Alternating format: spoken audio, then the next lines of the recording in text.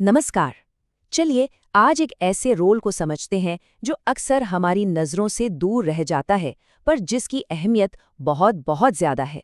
हम बात कर रहे हैं एक अनुदेशक यानी एक इंस्ट्रक्टर की। उनकी असली भूमिका क्या होती है और उनकी जिम्मेदारियां कहाँ तक फैली होती हैं। आइए इस दिलचस्प दुनिया में थोड़ा और गहरा उतरते हैं। टीचर, ट्रेनर, इंस्ट्रक्टर, ये शब्द सुनने में तो सब एक जैसे लगते हैं, है ना? हम अक्सर इन्हें एक दूसरे की जगह इस्तेमाल भी कर लेते हैं। पर क्या ये वाकई एक ही है या इनके बीच कोई ऐसा बारीक सा फर्क है जिसे समझना हमारे लिए जरूरी है? बस यही सवाल आज की हमारी पूरी पड़ताल का बेस है। तो इसे समझने के लिए हम एक छोटे से सफर पर निकलेंगे। हम शुरुआत करेंगे शिक्षा और प्रशिक्षण के बीच के फर्क को समझने से, फिर हम टीचर, ट्रेनर और इंस्ट्रक्टर की दुनिया को जानेंगे। इसके बाद हम एक इंस्ट्रक्टर की कई भूमिकाओं और जिम्मेदारियों को देखेंगे और आखिर में ये समझने की कोशिश करेंगे कि एक आदर्श इंस्ट्रक्टर कैसा होता है। तो चलिए सबसे पहले अपनी नींव को मजबूत करते हैं। देखिए, सीखने की किसी भी प्रक्रिया के दो मेन पिलर होते हैं। एक है शिक्षा और दूसरा है प्रशिक्षण। अगर हमने इन दोनों को ठीक से समझ लिया तो समझिए आधी पहेली तो वहीं सुलझ जाएगी। जरा सोचिए, शिक्षा ये एक बहुत बड़े विशाल महासागर की तरह है। इसका मकसद सिर्फ कुछ जानकारी दे देना नहीं है, बल्कि ज्ञान और समझ को पैदा करना है। ये हमें क्या और क्यों जैसे सवालों के जवाब देती है, जिससे हम दुनिया को एक बेहतर नजरिए से देख पाते हैं। अब देखिए, ये शिक्षा भी दो तरह की हो सकती है। एक होती है औपचारिक शिक्षा, जो हमें स्कूल और कॉलेज जैसी जगहों पर एक तय सिलेबस के जरिए मिलती है, और दूसरी होती है अनौपचारिक शिक्षा, जो हम अपने जिंदगी के अनुभवों से और लोगों से मिलते जुलते हुए सीखते रहते हैं, मतलब लाइफ लॉन्ग लर्निंग। और अब बात करते हैं प्रशिक्षण यानी ट्रेनिंग की। अगर शिक्षा एक महासागर है, तो ट्रेनिंग एक नदी की तरह है, जिसका एक तय रास्ता और एक तय मंजिल होती है। ट्रेनिंग हमें ये सिखाती है कि कोई काम कैसे करना है, जैसे कि गाड़ी चलाना सीखना या कोई सॉफ्टवेयर चलाना सीखना। यहाँ थ्योरी से ज्यादा प्रैक्टिकल पर जोर होता है। ये टेबल इन दोनों के बीच का फर्क और भी अच्छे से साफ कर देती है। आप देखिए, शिक्षा का फोकस ज्ञान पर है, तो प्रशिक्षण का हुनर पर। एक हमें सोचने का तरीका सिखाती है, तो दूसरी हमें काम करने का। और इसीलिए शिक्षा एक लंबी और बहुत बड़ी प्रक्रिया है, जबकि ट्रेनिंग ज्यादातर छोटी और किसी एक चीज पर फोकस्ड होती है। अच्छा, तो अब जब हमें शिक्षा और प्रशिक्षण का फर्क साफ हो गया है, तो चलिए अब उन लोगों से मिलते हैं जो इस ज्ञान और हुनर को हम तक पहुंचाने का काम करते हैं। सबसे पहले आते हैं शिक्षक यानी टीचर।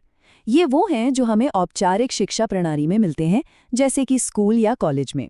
इनका काम छात्रों को ज्ञान देना और उनके ओवरऑल डेवलपमेंट पर ध्यान देना होता है।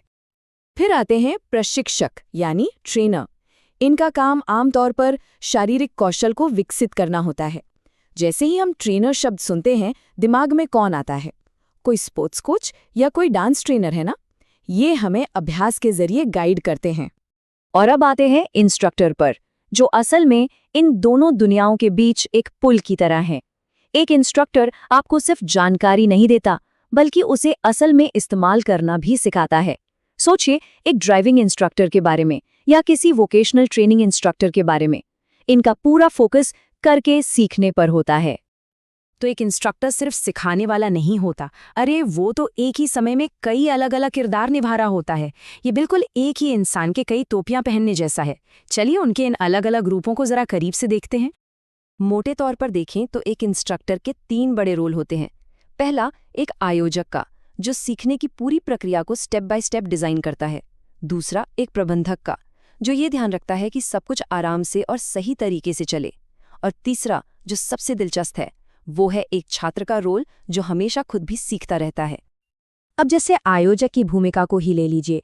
मान लीजिए कपड़े सिलना सिखाना है, तो एक इंस्ट्रक्टर क्या करेगा? वो पहले कागज पर पैटर्न बनाना सिखाएगा, फिर उसे कपड़े पर रखना, फिर काटना और आखिर में सभी टुकड़ों को एक साथ सिलना सिखाएगा। ये पूरा प्रोसेस उसने ऑर्गेनाइज किया है।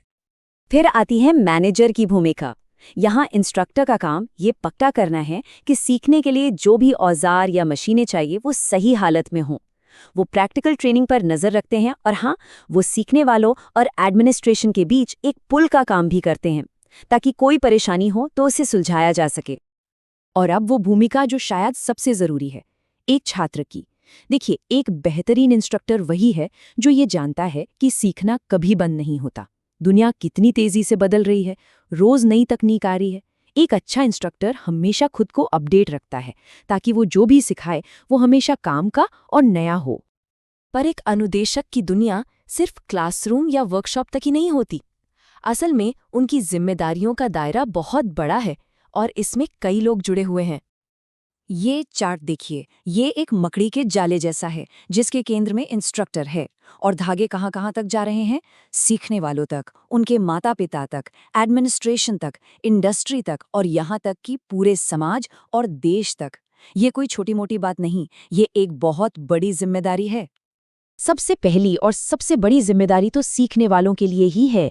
उन्हें सही रास्ता दिखाना, समय पर ट्रेनिंग पूरी करवाना, उनका मूल्यांकन बिना किसी भेदभाव के करना, और सबसे जरूरी, उनमें सुरक्षित तरीके से काम करने की आदत डालना।